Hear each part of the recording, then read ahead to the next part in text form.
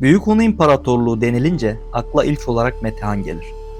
Ordusunu onlu sisteme bölen, ıslıklı oku icat eden, Çin'i dize getiren o efsanevi hükümdar. Peki ya Metehan öldükten sonra ne oldu? Cihan şumul bir imparatorluğu, devasa bir mirası kim devraldı? İşte bugün fırçamızın ucunda altın kaplama görkemli tahtına oturmuş, kurttan başlığı ve elinde yayıyla heybetle duran, Çin kaynaklarının Lao Shang adıyla yazdığı Büyük Hun Hakanı Kiok Kağan var.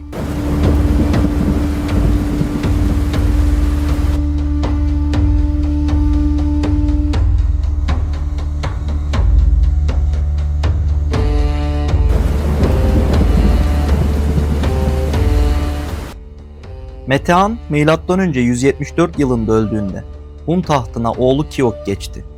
Bir efsanenin oğlu olmak zordur. Kiok babasının kurduğu askeri ve siyasi devasa yapıyı korumak, hatta daha ileriye taşımak zorundaydı. Babası bozkırın sınırlarını çizmişti.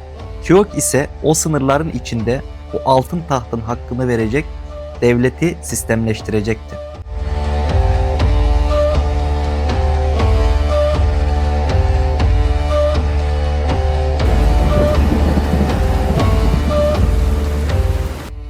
Metehan döneminde baskı altına alınan ama hala Hunlar için büyük bir tehdit oluşturan Yueçiler, Hunların batı ticaret yollarını ve otoritesini tehdit ediyordu. Kiok Kağan tahta geçer geçmez ilk büyük askeri hamlesini batıya yöneltti. Kiok Kağan M.Ö. 166 ve 161 yılları arasında Yueçilere ağır bir darbe indirdi. Yueçi kralını bizzat mağlup etti. Yueçiler bu yenilgiden sonra Doğu Türkistan'dan tamamen çekilip Batı Asya'ya göç etmek zorunda kaldılar. Böylece İpek yolunun denetimi tamamen Hunların eline geçti.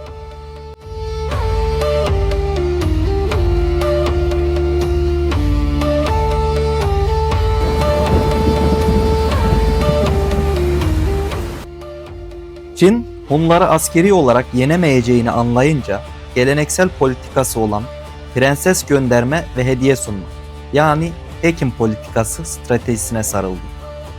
Kiok Kağan'a Çinli bir prenses tonlarca ipek, şarap ve yiyecek gönderdi. Çin sarayı prensesle birlikte ona danışmanlık yapması için Dong Hang adında bir Çinli bürokratı Hun sarayına gönderdi. Ancak Dong Hang Çin imparatoruna öfkeliydi ve Hunların tarafına geçti. Kiok Kağan'ın en yakın stratejik danışmanı oldu. Zonghang, Kiok Kağan'a hayati bir konuda uyarıda bulundu. Hunların nüfusu Çin nüfusunun %1'i bile değil. Hunları güçlü kılan şey Çinliler gibi lüks içinde yaşamamaları, kürk ve deri giymeleri, at sırtında savaşmalarıdır. Eğer Çin'den gelen ipekleri giyer, Çin yemeklerine ve lüksüne alışırsanız birkaç nesil içinde geleneklerinizi kaybeder ve Çin'e yem olursunuz. Kiok Kağan bu tavsiyeyi çok ciddiye aldı. Çin'den gelen ipekleri ve lüks eşyaları sadece birer güç gösterisi olarak kabul etti. Ama Hun halkının geleneksel bozkır yaşam tarzını değiştirmesine asla izin vermedi.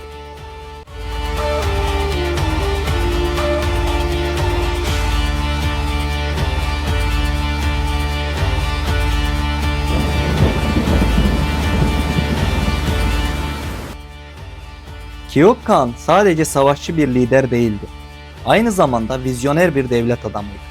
Türk tarihinde bilinen ilk sistemli nüfus ve hayvan sayımını yaptırdı. İlk kez bağlı kabilelerden ve tüccarlardan alınan vergileri belirli bir standarda bağladı. Vergi kayıtları tutulmaya başlandı. Bu sayede Hun ekonomisi babası Metehan dönemindekinden çok daha organize ve zengin bir yapıya büründü. O dönemde Çin, Hunları ekonomik olarak sıkıştırmak için ticaret yollarını kapatıp ambargo uyguluyordu. Kiok Kağan bu hamleyi karşılıksız bırakmadı. Ordusunu sınır boylarına yığarak Çin'i köşeye sıkıştırdı ve sınırlarda serbest ticaret pazarının açılmasını şart koştu. Bununla da kalmadı. Çin imparatoruna gönderdiği mektuplarda kendisini Çin imparatoruyla eşit güçte bir cihan hükümdarı ilan etti. Siz güneyin, biz kuzeyin sahibiyiz diyerek Hun devletinin süper güç olduğunu Çin sarayına resmen kabul ettirdi.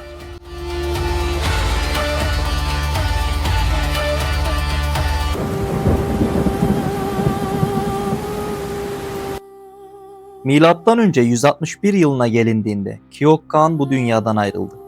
Ancak arkasında sadece sınırları Hazar'dan Pasifik'e kadar genişlemiş devasa bir coğrafya bırakmadı.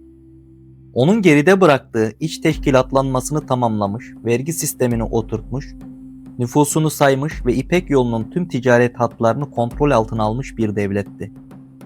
Tahtını oğlu Günhiçin Kağan'a bırakırken Hun İmparatorluğu tarihinin en istikrarlı dönemini yaşıyordu. Özetle tarihi şöyle geriye doğru bir sarıp baktığımızda mükemmel bir zincir görürüz. Teoman parçalanmış bozkır kabilelerini bir araya getirip Hun devletinin temelini attı. Metehan o devletleri askeri bir deha ile şahlandırıp bir dünya imparatorluğuna dönüştürdü. Keoh Kağan ise babasından aldığı bu devasa yapının omurgasını, kültürünü ve ekonomisini çelikleştirdi. Şunu çok net söyleyebiliriz.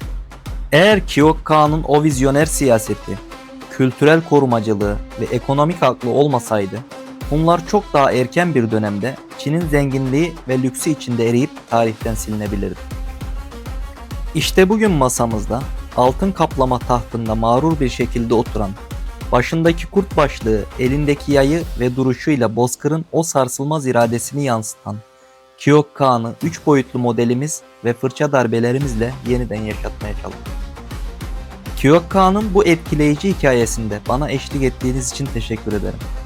Bir başka efsanevi figürün hikayesinde görüşmek üzere. Esen kalın.